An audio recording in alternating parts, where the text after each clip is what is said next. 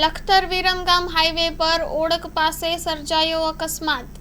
Lakhtar Viramgam highway ઉપર છેલ્લા ઘણા સમયથી નાના મોટા અકસ્માતોના બનાવની વણઝાર સામે આવી રહી છે, ત્યારે લખતરના ઓળક ગામ નજીક આજે વહેલી સવારે ડમ્પર અને ટોરસ ટ્રક વચ્ચે અકસ્માત સર્જાયો હતો।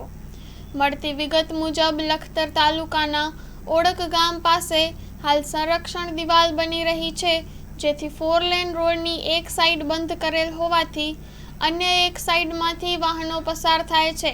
ત્યારે વહેલી સવારે સાયલાથી કપચી ભરીને માંડલ જઈ રહેલું ડમ્પર અને અમદાવાદથી પોરબંદર જઈ રહેલી ટોરસ ટ્રક ઓળક પાસે પહોંચતા સામસામે ધડાકાભેર અથડાયા હતા।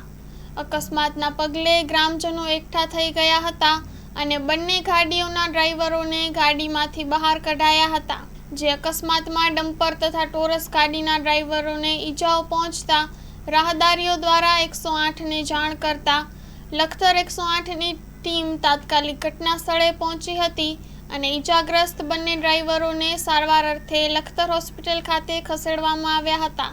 બનાવની જાણ લખતર પોલીસને થતાં પોલીસ ઘટના સ્થળે દોડી જઈને ટ્રાફિક ક્લિયર કરાવી હાઈવે ખુલ્લો કરાયો હતો।